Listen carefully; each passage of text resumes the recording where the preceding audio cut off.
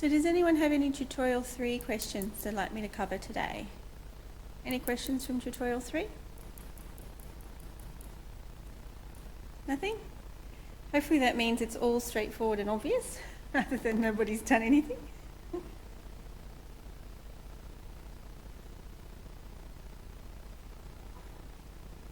Alrighty, I'll start with finishing off the discussion of the project.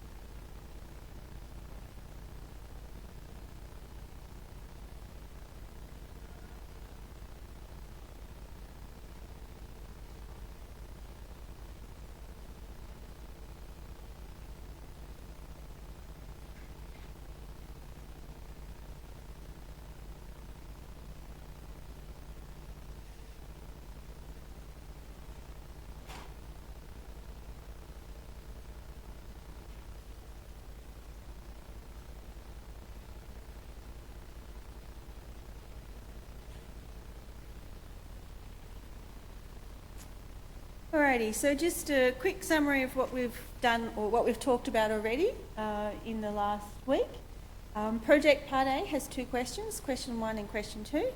Question 1, you're going to design a LogiSim circuit which displays your entire student number on a 7-segment display in order, where the digit of the number is chosen by 3 input switches.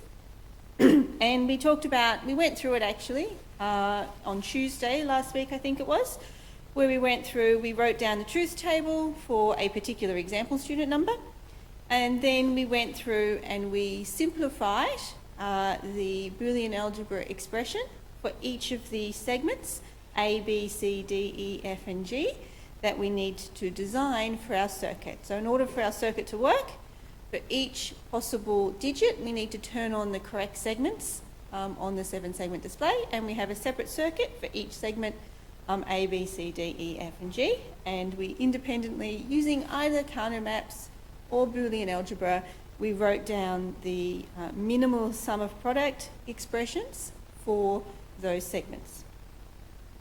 Then finally what you need to do is build that in LogiSim. In this particular example I've only used 2 input gates, but you are allowed to use multiple input gates, that is also fine. And we saw a little bit of live demonstration of building a LogiSim circuit, and you also will have done it a few times now that you've done LogiSim 1 in the last week's lab, I think. All right, and then after that we went through question 2, and question 2 is just a simplified version of question 1, where now we're only going to display the final 4 digits of your student number. This makes it a simpler circuit. And the reason for that is because we will build your answer to question 2 on a breadboard for project part B. Alright, so for question 2, similar process. You start with the truth table, then you write out the sum of products or product of sums, simplify with Boolean algebra or counter maps. Because there's only 2 inputs in question 2, it's actually a much easier process, and in many cases there won't actually be any simplification to do. But the difference with question 2, other than that it's a smaller problem than question 1, is the fact that now when you actually build your circuit in LogiSim, you can only use 2 input AND gates, 2 input OR gates, and obviously 1 input NOT gates. There's an exception which I'll talk about later, but for the most of you, you can only use AND, OR and NOT gates, and only the 2 input or 1 input versions of those. So in order to do that in the most efficient way as possible, once you've written down your expressions for each of the segments, you should write down a list of all 2 input product terms if you're doing sum of products, or 2 input sum terms if you're doing product of sums, and look for any duplicates. So potentially segment A might use switch 1 AND with switch 2, and so might segment D somewhere in that expression. So you're looking for product terms which are common to more than one of your segments so that you can reuse them, which basically means reusing that gate when you build the circuit. So you cross out any duplicates so you're not building the same product term twice with two different AND gates, for example. Then you want to look for ways to save gates in addition to that, and we'll talk about that in the next slide. Finally, you write down your minimum list of all the terms you need, and then you start building them in Logisim. And then we also saw last week how you need to do that in Logisim. You need to use the actual chips, so the 7.4 chips, and design your circuit using the chips, because that will help you build it later on in the lab. So let's talk about simplification. So for example, let's just suppose we have a circuit we're building with two outputs, we're calling them D2 and D3, and three inputs, S0, S2 and S1, and suppose these were two of the answers we came up with.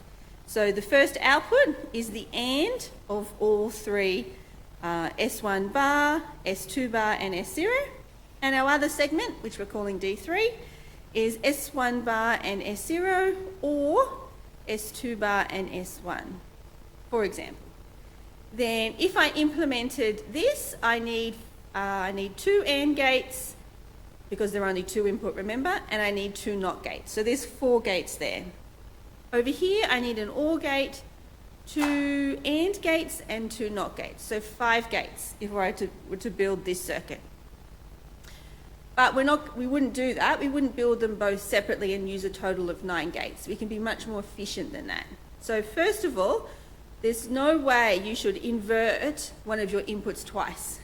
So there's no way you should put S1 into a NOT gate to get S1 bar when you're building the first circuit and then do it again when you're building a second circuit. That would be a very inefficient use of gates.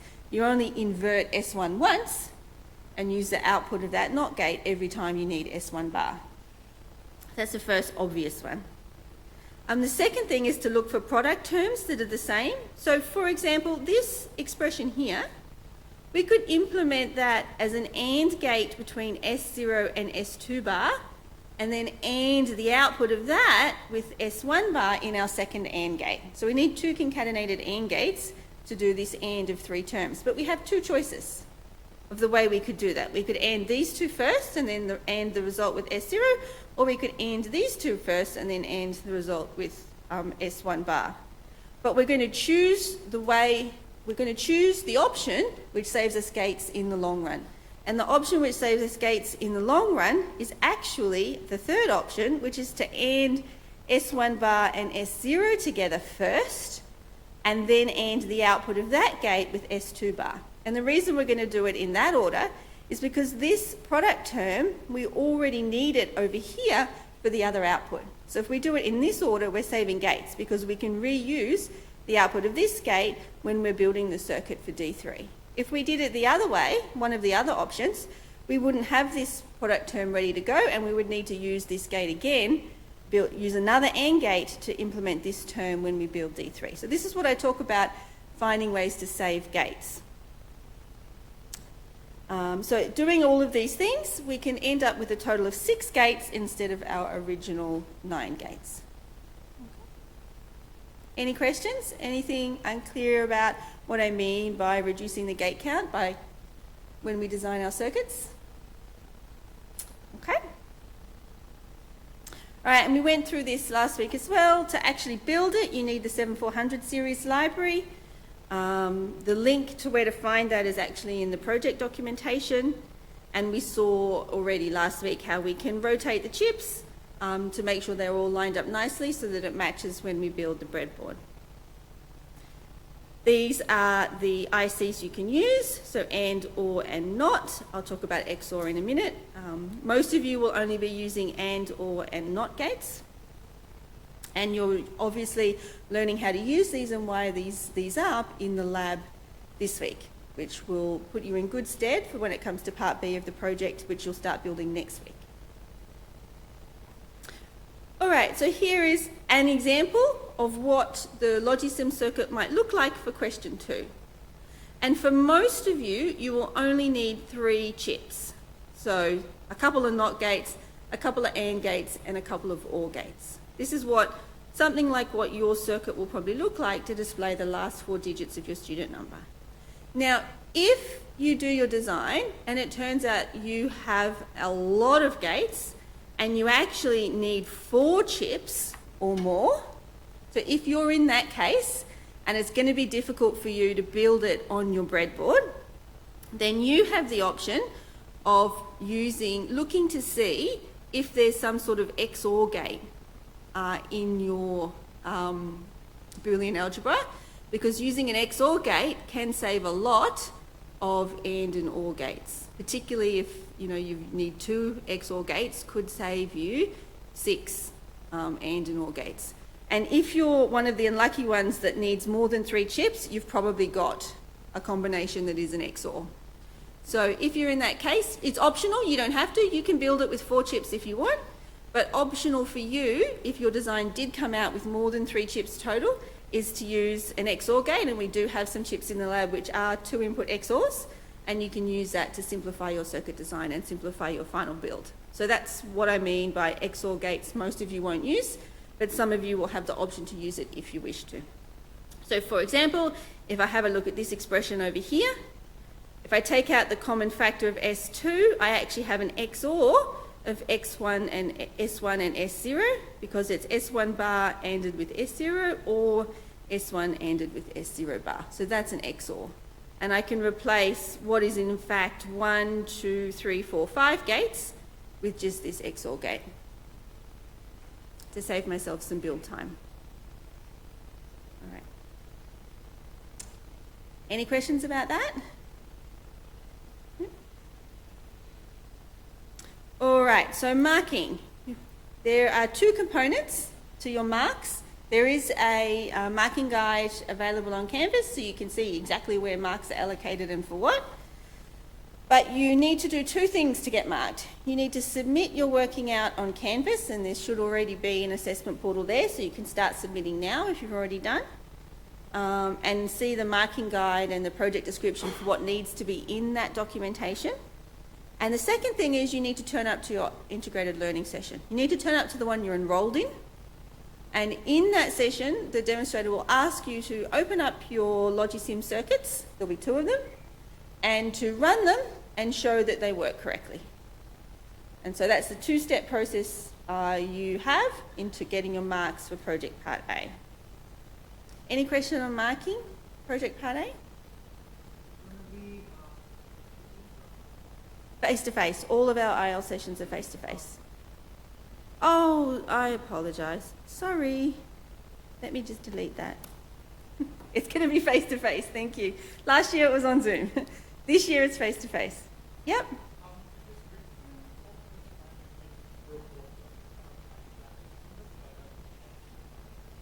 Exactly. So it's not a formal report. I don't need to see. I think in Eng 1500 you were taught how to do a formal engineering report. I don't need to see that. All I need to see is your truth table, your simplification, whether that be Boolean algebra or Carto maps or however you did it, and take a screenshot of your final Logisim circuit and throw that in as well, and we're done. So it doesn't need to be formal. It just needs to show how you came up with the circuit design that you came up with. And a little bit of a discussion about how you simplified gates, or if you didn't, why that was not possible for your particular circuit. So that's all I need to see in the report. There's a cover sheet link on Canvas, so just the traditional cover sheet. It can be handwritten and scanned. It can be, a lot of students do it in Word, that's also fine. The only difficulty in Word is marking up Carto maps, so you might just have to colour code the squares to show groupings in the Carto maps. Hand-drawn is totally fine as long as it's legible. Any questions? All right, so part B of the project is also up on Canvas, and part B of the project is simply that we are going to build the circuit you designed in question 2, so the smaller circuit, on a breadboard. So excuse me. Before last year, we actually built the question 1 circuit, which was great because everyone could do their full student number. But for some students, it got a little out of hand. So this is actually a beautifully built circuit because this particular person has pared down the wires to get them the right length. But you can imagine what this would look like if you were using the wires from the lab. It's a mess. And you get really good at breadboarding once you make it work, but there's an awful lot of gates. They've got 1, 2, 3, 4, 5, 6, 7 chips there to build their question 1 circuit. You can do so if you wish. I don't mind if you want to do the challenge of building your question 1 circuit. But last year, and I'm repeating again this year, we're only building the question 2 circuit, just because it's going to be a bit easier for you. Although the question 1 circuits were cool. Okay, so when it comes to building the circuit on a breadboard, a couple of tips. Align the breadboard so that the VCC line is at the top. So if you always align your breadboard in the same way, you'll always have the power supply on the same side, and it will be easier, if the VCC is at the top, it might be easier for you to say, because when you put your chip in, VCC is the top left pin, you go from VCC down to the top left pin, and then you go from the bottom right pin down to ground. So just come up with a consistent way of setting up your breadboard and your power supply, and you'll never accidentally get that wrong. And triple check that the power supply positive is in fact connected to the red rail on the breadboard. When you put the chips in, you always align them across the groove. You must do that because if you put them somewhere else, then you're actually tying 2 pins together, and those pins should not be tied together. They must be across the gap so that the pins are electrically separated from one another on your chip. Always align them the same way, just as in Logisim. Always align them with the notch to the left. Connect VCC to pin 14, so the top left pin, and ground to pin 7. Now this is a tip for if you are, once you have your Logisim, draw on your Logisim, the first Logisim, the one where you, or even your hand diagram where you just have the gates, not where you have the chips. Decide which gate you're going to use in each chip and which pin numbers that corresponds to, and actually write the pin numbers on your diagram. But every time you have an AND gate or an OR gate, write the input pin numbers and output pin numbers for those gates before you start wiring it up, and that will help you a lot when it comes to debugging. Those of you who've already done the lab this week will know that actually the time-consuming bit is the debugging. And if you have a clear diagram with pin numbers everywhere, that will help you figure out that your circuit is doing, which point in the process your circuit is going wrong. Okay. So what else have I got here?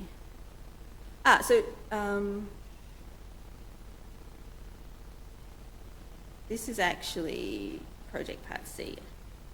So later on, I haven't released these yet, but looking ahead, what you're going to do after you have built your student number circuit is that we're going to add a sequential circuit.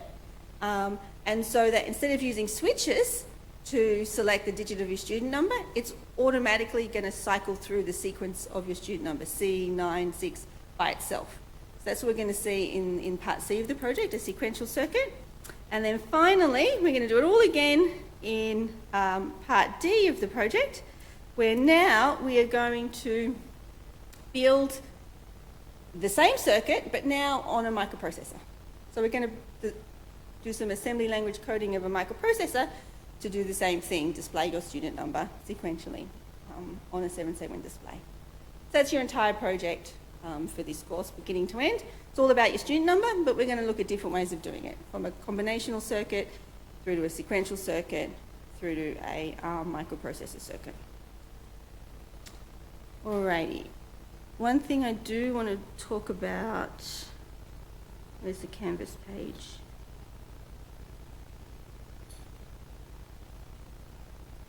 So a slight change to the schedule. So this is the schedule on the Canvas page. Slight change to next week in the IL sessions. So So previously, I did have Logisim 2 as one of the tasks you'll do next week in the IL session, but I decided you didn't need to do that now. That's about how to build sequential circuits in Logisim. So you'll need that for Project Part C, but I've moved it a couple of weeks later because you don't actually need that now. Instead, what we're going to do next week in the IL session is you're going to build your circuit for Part B. So you're going to build the circuit for question 2, the question 2 circuit, on a breadboard. So what that means is, if you haven't already, before next week's IL session, do question 2 of the project. Do the Logisim design of question 2. You can do question 2 before question 1, that's totally fine, they don't have to be done in order. But do the Logisim design of question 2 so that when you turn up to your IL session next week, you can start building. Because you've only actually got 4 hours total. You've got 2 hours next week to build and 2 hours the following week. You'll only spend about 5 minutes having Part A marked in week 6, and the rest of that IL session will be you continuing to build and debug the circuit for Project Part B. Okay. The other thing you can do next week, I know a lot of people have been sick or isolating and might have missed an IL session, might have missed a lab. Next week you can catch up on any lab that you might have missed. So catch up on any labs you've missed and then start building the circuit for Project Part B in next week's IL session. This week's IL session will teach you how to build the circuit using AND and OR and NOT gates. And then next week you'll actually do it for yourself for your project. Any questions? Okay. So with that and with tutorials 1 through 3, we've actually finished logic circuit simplification. So we've done everything that we're going to learn at this point about how to build these combinational circuits, how to design them, how to analyse them, how to simulate them in Logisim, how to build them on breadboards. And next week we're going to start talking about sequential circuits. We have one more lecture on Thursday. On Thursday we're going to go back to numbers. So at the very beginning we talked about how we can represent numbers like 1, 2, 3, 4, 5 in binary. So we looked at a binary number system. What we didn't do is how to do arithmetic with those numbers. So we haven't figured out how to add them or subtract them or anything like that. And that's what we're going to cover on Thursday. So Thursday we're going to talk about how do we design and build circuits to actually do arithmetic using binary numbers. And it's not going to be me, you're going to have a guest lecture next Thursday. For those of you who have Mahmood as your demonstrator, he's going to come and give the lecture. I've got a school retreat that I have to go to, so I won't be able to do it myself. So you'll have a guest lecture on Thursday looking at number systems. But you don't need that. Everything you need for your project we've already covered. Project Part A and Part B. Everything you need for projects Part A and Part B we've already covered. And don't forget that they're due in week 6 and week 7 respectively. In week 6 you have to upload the documentation by 8 a.m. Monday. So the documentation in week 6 by 8 a.m. Monday. And then you turn up to the IL session to have that marked. And then the following week, so when that week you just turn up with your Logisim, the following week you turn up with your breadboard and your breadboard circuit is marked. Cool, any questions? Okay.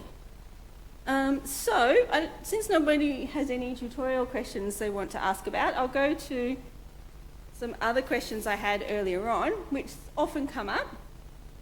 So you might be doing some Boolean algebra and you might come up with an expression like this. So there's 3 terms in it, BC bar or AB or AC.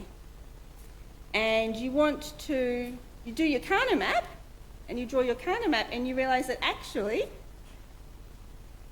there's a simpler sum of products. I only actually need 2 terms, BC bar, which is this circle here, and AC, which is this circle here. And the middle extra term happened to correspond to an extra grouping, which is not an incorrect group, it's just an unnecessary group. So we have an unnecessary extra group in our Boolean algebra expression here. Yep. Oh, this is the label, this one. Sorry, that's the label. It's not part of the Carnot map. So it's C0, C1. Yep. And so the actual Carnot map is this. Yep, cool. Yeah. So then the question is, now I know that this is correct, but how do I use Boolean algebra to go from here to here? So how can I prove that this is true?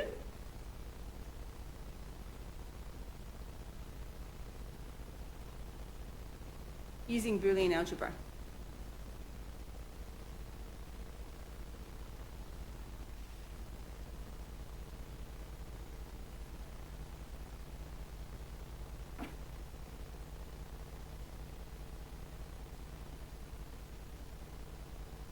So there are all my rules.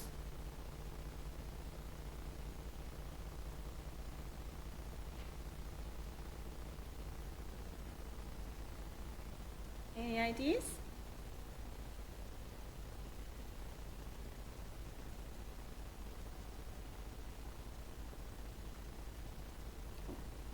I always have to think about this every single time, but it's not too tricky. So let's start with,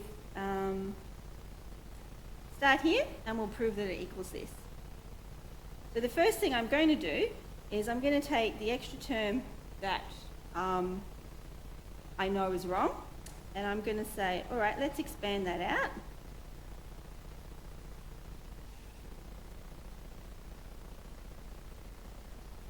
Can everyone see that this is equivalent to this? So what I've done here is I've gone from, for this particular product, I've turned it into a standard sum of products.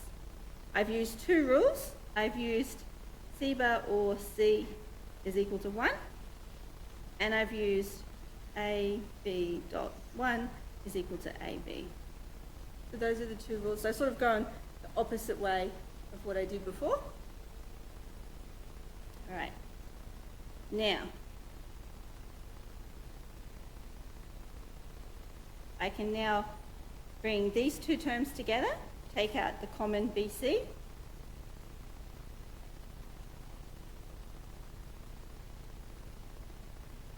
and I can take out the common AC here.